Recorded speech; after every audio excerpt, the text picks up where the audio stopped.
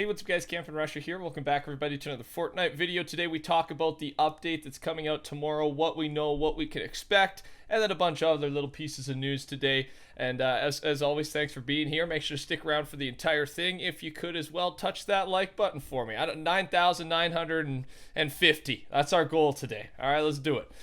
So let's start off right away with 12.3. There's been no official announcement yet, but from the past year, every single big update, point 1, point 2, have been Tuesday morning at the normal downtime, 4 a.m. Eastern. So this should be the exact same tomorrow. I don't expect anything different. They've kind of been on the ball for consistency, which has been nice. We know, I know for sure what day I'm staying up. So again, make sure you are subscribed to the channel if you're not already, because I will keep you up to date on all the things tomorrow. Tomorrow's expected to be the biggest one yet, and the reason for that is just the amount of things we expect to come out so far. So the first one would be the new item, the new weapon, and what one we can point to for sure, or a huge possibility, are the dual pistols. Now, Deadpool, I believe, is set to release the skin on Friday when the next challenges come out. And that's when, so I don't, April 3rd, something like that. Whatever this upcoming Friday is. Yes, April 3rd. So it could make sense to release his legendary dual pistols that are in the files on the Monday right before.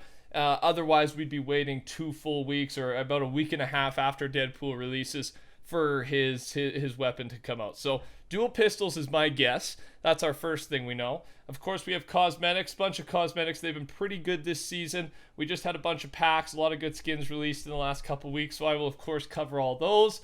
And then on top of that, the spy games, which I've been loving. If you could probably tell, there's another spy games in the background. I think they're fun, man. I think they're a good time. The knockout was fun. It was fun when you had a full team with you. I found it a blast. There's a good mix of tryhards and then casual. As I said, that mode was going to be. It kind of works for everybody. And there's a lot of teamwork involved as well. Drop Zone was fun as well. I think the best part is just grinding to upgrade the new skills, the new weapons, because then it gives you an advantage, or I guess gives you a chance against the people who have it when you go up against them in game. So we're going to have probably 2 new spy games announced, because we had 2 on the last 12.2 update. And then we will be able to see kind of what's up next for tiers. Are you guys Team Shadow or Team Ghost in that one? Let me know. I'm Team Shadow, and again, I've been enjoying it. So other than that, the last thing I would say, because that's all the stuff we've kind of gotten used to. And then I would say the live event. Anything event related, we really think there's going to be an event this season.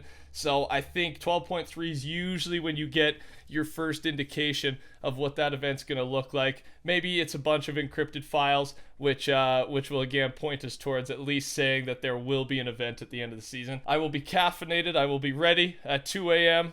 my time. Once downtime begins, we'll have 2 or 3 videos going out over the 24-hour period. So it's going to be a fun time. Moving on to the news today. First off is from Donald Mustard, and he's the creative director at Epic Games. He tweeted this: "How am I just now discovering Gravity Falls? My daughter and I finishing up season 2 now. One of the best things ever, like ever. I bow to you, Alex Hirsch." And of course, Alex Hirsch is the creator of the TV show. The reason I bring this up is because I don't know if we've ever mentioned it before, but it goes in with one of the replies. A lot of people already thought Donald Mustard had watched this show, because so many of the Fortnite storyline events and pieces seem to have been based off of parts of this show. Now, I haven't actually seen the show myself, but here's the screenshot I'm talking about. And someone replied, a bunch of people replied with it. So you've got kind of the comparisons from Fortnite to the show, all right? And you can see there is definitely some similarities. Of course, some of them are reaching a little bit, but a bunch of the things could very easily be argued that they were inspired by the Gravity Falls show. So a lot of people just expected that the creative director behind the Fortnite storyline was a fan of the show. So I don't think he's necessarily teasing a crossover or anything like that. I just think it's funny that we thought this months ago. He was a huge fan. He was taken from here, but now maybe he will take from here a little bit. Maybe a crossover, who knows? But more so, I'd love to see if we get more elements of the storyline inspired by this show, because Donald Mustard is now publicly a big fan of it. I gotta watch this show now, is what I think I'm getting from this. Moving on here, HypeX. A surfing glider is in the works, probably for the summer, and 2 other synced emotes too. glider codename, template surfer, and surfer style. So eventually these are coming out. I'll show you a quick clip of what he's talking about.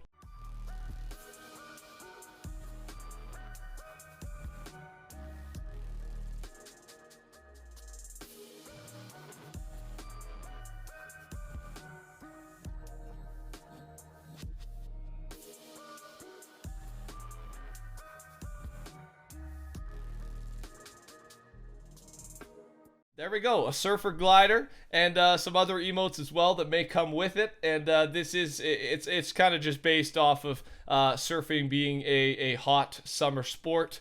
And thus this will obviously be coming in the summer. So let me know your thoughts. Are you excited for summer? Do you think they'll do something like the 14 days of summer? They usually take a nice little 2-week break. 14 days of Christmas, 14 days of summer are kind of their big ones. But with everything going on in the world right now, their whole office is already working from home. I'm sure they'll still give everyone some sort of break, but will there be another 2 weeks off technically? I don't know. Does that affect it at all? I have no idea. Just kind of want to hear your thoughts.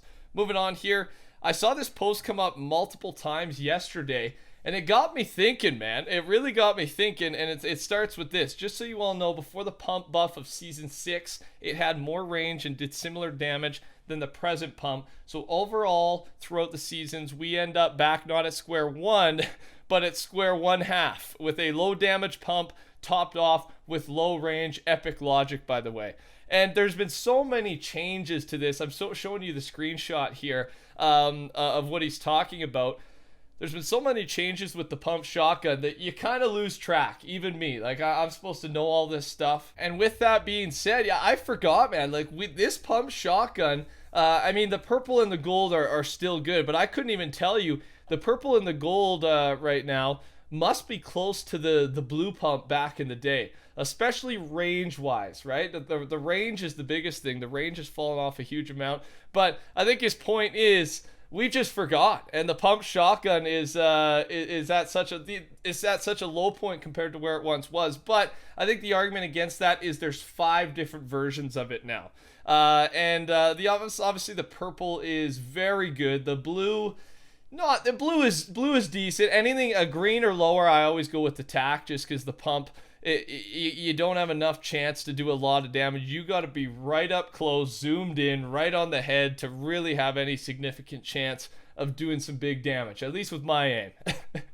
And I don't know about you guys, but with all this being said, and I know this is one thing that Fortnite I think is lacking on, is the little adjustments. Last big update, we did have a grappler nerf and we had a C4 nerf. But other than that, we really haven't had balance changes. And balance changes, I gotta be honest, it used to excite me. I'm a Fortnite nerd. I like seeing little balances, little adjustments you have to make to your loadout or how you're gonna play around those balance changes. There used to be, you guys remember, 4, 5, 6 balance changes per week, right?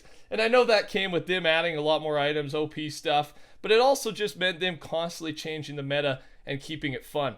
So I know we've always got something to complain about. They're doing great this season, but one thing I do miss is them making constant little changes to weapons and always having to learn something a little new every week. Let me know your thoughts. Would you prefer the pump to be buffed a little bit, kind of like it used to be in the old days? The pump is very weak right now compared to how it used to be. And I just kind of wanted to know your thoughts. Now, ladies and gentlemen, it is Sunday, and on weekends there's usually not too much news, which makes sense. Everyone's taking a break, but I had to get up a video for you today, so I spent an hour or two over the last couple days browsing, making sure I had some good old concepts. So these next 3 are concepts. One of them is awesome. Let's start with this one just to give you a reason to stick around. There are a lot of cosmetics this sub wants, but can we universally agree that this is the #1 request? And it's it's simply just an emote for a hug. Peace was always an option is the description, and you can see who made it there, link down below, William Bash. And what a nice thing, especially in these weird times. I think this would just be one, a great seller for them, but two, just hilarious. I haven't bought an emote in a long time. Still buying skins all the time. I'm a skin guy.